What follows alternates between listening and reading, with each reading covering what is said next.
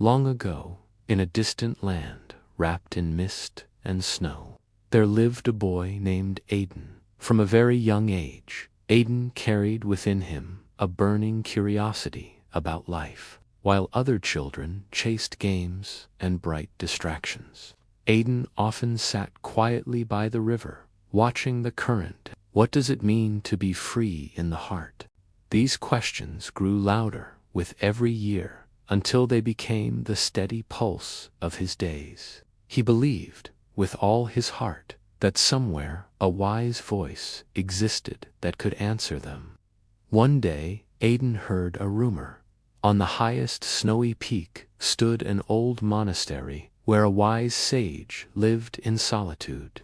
People said a single word from that elder had changed the lives of many who came to listen. Fueled by hope, Aidan set out. He crossed cold forests and windy passes, his breath fogging in the air, determined to reach the monastery no matter the hardship. At last, after many trials, he stood before the heavy wooden gate of the ancient monastery.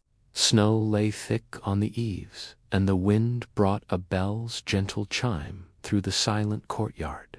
Inside a simple lantern light, an old man sat sweeping fine snowflakes from a stone path. His hair was white as frost. His eyes were clear and deep as a still pool.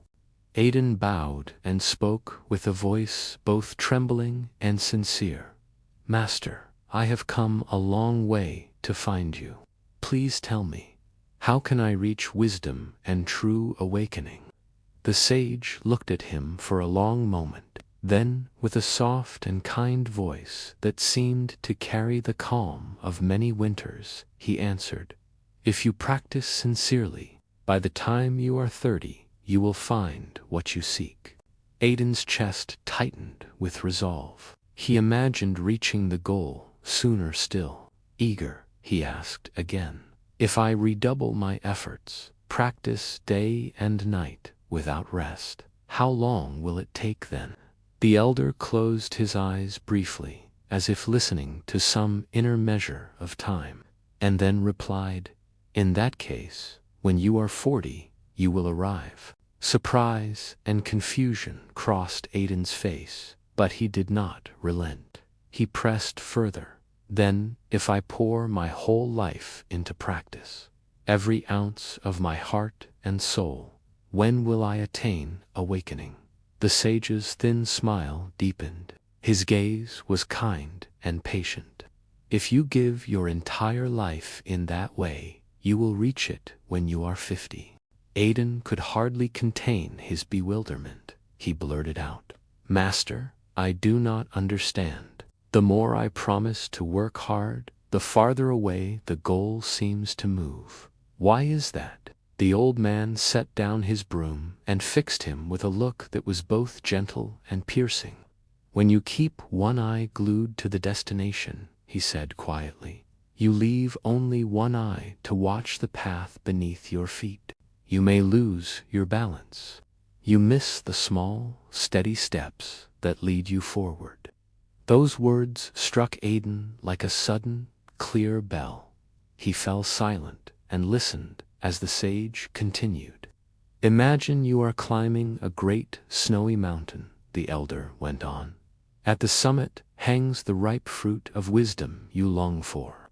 If your gaze never leaves that fruit, if you only dream of tasting it and thinking of its sweetness, you will not see where to place your hands or feet. You might slip, and the summit will remain out of reach. But if you focus on each step, feel the rough bark or the icy stone beneath your fingers, notice your breathing, the cold air filling your lungs, then every moment becomes part of the ascent. Slowly, almost without noticing, you will find yourself nearer the top, and one day, when you look back, you will discover that you have been standing on the summit all along." Aidan felt the truth of this in his bones. He had been so eager for the result that he had forgotten to live the path itself. From that day, the way he approached life changed. He no longer measured success only by distant outcomes. He began to value each morning's small discipline, each quiet hour of practice, each failure that taught him how to rise. He learned to be present with breath, step, and the work of the hands. Time itself, once something to rush through, became a teacher. Years went by. Aiden could not point to the single moment when awakening arrived. Such moments rarely declare themselves with trumpet fanfare. One crisp dawn, as the sun gilded the ridgeline, he stood and felt with calm certainty that his heart had found its rest. The wisdom he had once chased as a distant prize had ripened within the steady, patient practice of his days.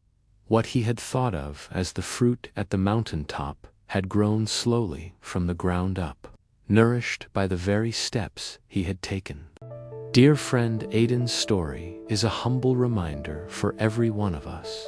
Do not spend your life simply sprinting toward the finish line. Learn to savor each step of the journey, the work, the waiting, the lessons, and the small victories.